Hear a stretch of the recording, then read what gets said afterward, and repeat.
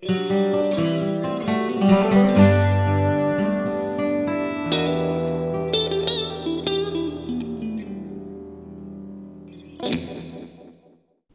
it's Dave Isaacs, and this video is part of the Perpetual Beginner Project.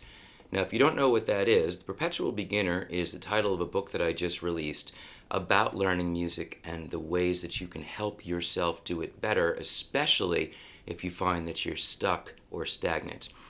And so one of the main ideas in this is that if you do take yourself back to the beginning, both to your sources of inspiration and to the mindset that you had, your willingness to do what you needed to do to get to where you wanted to go. If you can connect to those two things, then you will kickstart your practicing. Now, you need to do it in a mindful way. You need to do it in a conscious way where you're thinking about a process. And this process has to do with just breaking things down to its smallest pieces. It's recognizing that everything about music and everything about the mechanics of playing an instrument is understandable, number one, and reducible, number two, in that you can look at the different pieces and say, okay, I'm going to think about how I'm executing this, I'm going to think about how I'm executing that, but I'm going to look at each of those things separately and not try to solve all the problems at once. Then, in the process of doing that, you start to put the pieces together in different combinations, and eventually you get it to all fit. So I happen to be working on classical guitar quite a bit these days because when I was younger, I studied classical guitar seriously. I finished 2 degrees. I have a bachelor's and a master's degree in classical guitar performance, but I walked away from it in 1994. I developed serious problems in both hands. I was having trouble playing. I quit for about 6 months, and when I started up again, I went back to writing songs, playing in bands, which I never really stopped doing. And I spent 25 years going down that road, and I'm still on that road, but the process of writing this book got me thinking about the classical guitar in looking at challenging your own limitations, looking at the things that have maybe gotten you stuck in one area or another, and I realized that this was one. And also that I could illustrate a lot by returning to it myself and sharing that process with you rather than just practicing and then posting performance videos when they were ready. So with that in mind, what I'm practicing today is an etude or exercise, musical exercise by Matteo Carcassi, 19th century guitar composer. And it's a really nice piece and a really good scale study. And one of the things I want to illustrate here is the way that you can use a piece of music, and it does not matter whether you're playing, what style you're playing. It could be classical guitar, it could be rock, it could be jazz, to practice technique without having to break down to simply practicing scales alone. I'm not saying you shouldn't be practicing scales because I believe you should, but you need to be able to put those scales in a musical context. And so the nice thing about an etude like this is that it's all scalar, walking through the various chords, the various harmonies of the piece. And it's a really beautiful piece of music, and I'm enjoying practicing it. But as I said, I really am using this as a scale study. So what I'm focusing in on today is primarily my right hand fingerings. I've gotten to know the left hand pretty well. So I am putting the pieces together, but my focus is concentrating on how these fingers exchange. And one of the things that I've noticed in practicing recently is that I'm comfortable on one string, alternating. I'm comfortable crossing strings, alternating index, middle, or middle index. And I'm comfortable bringing ring into the picture when needed, but I don't like to use it all the time. But that I'm also uncomfortable when I need to extend the thumb to reach a bass note and the finger to get trebles at the same time, like these two E's together. With my index finger specifically, there's something about the angle of it where the finger isn't happy. Some of it I realize is the extension of the thumb. I need to be able to get that to go further comfortably, so I'm working on that. But I'm also finding that I can do that more easily with middle and much more easily with ring because I've got a lot more room to move. So one of the things I've been working on is getting to my ring finger in the right hand when I've got a bass note to reach with the thumb. Again, you don't have to be working on anything this complicated, or it could be more complicated than this. The point is for you to see how I'm looking at the very specific mechanics here in trying to solve a specific problem, and that specific problem comes from that thumb and index are uncomfortable and tighten up when I try to separate them.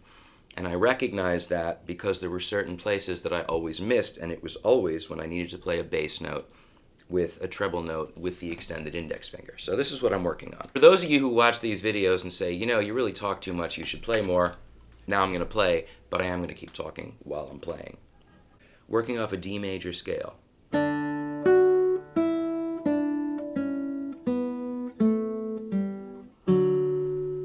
Now I want to make sure that my pinky lands cleanly on that low D, because that's a bass note that's going to have to sustain through this next bar.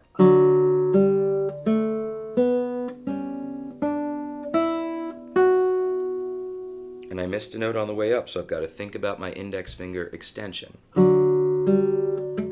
Well, and my left hand.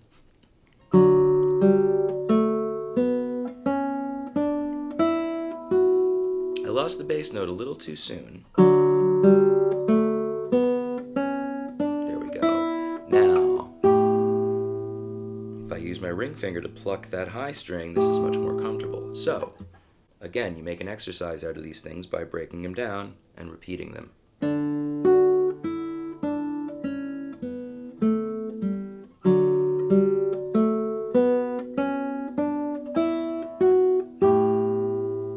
Going on.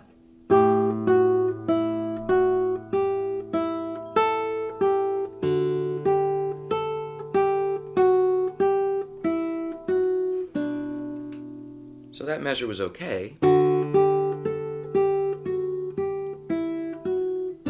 That was better because I'm concentrating on that index finger now.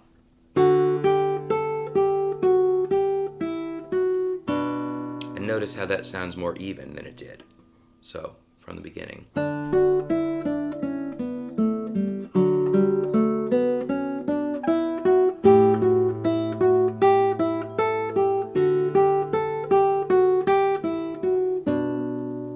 But not as even as I would like, so I'm going to slow that down and focus in on that index a little more. Not like that.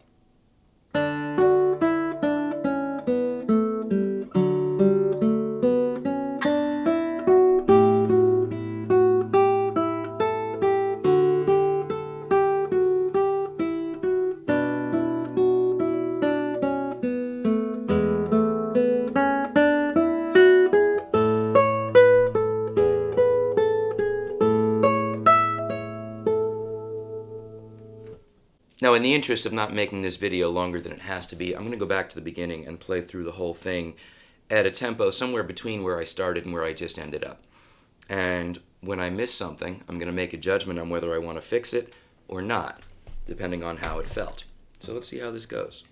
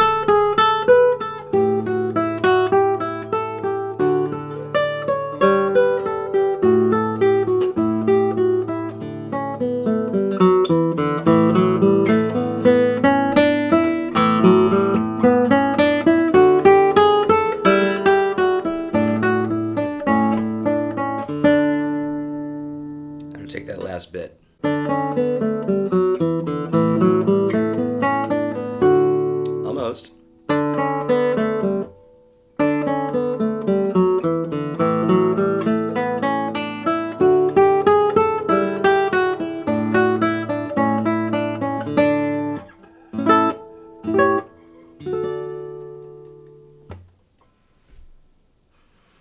So that is Carcassi's Etude number 14, and it's still not perfect yet, but it's come a long way. And again, I feel like it's worthwhile for me to share my process with this more than it is to share the things that I've gotten to perfection with. And I don't know if I ever do get to perfection, and maybe you never do either. But that process is the thing that matters. So, Dave Isaacs for the Perpetual Beginner Project at NashvilleGuitarGuru.com. And there'll be more to come, so thanks for watching.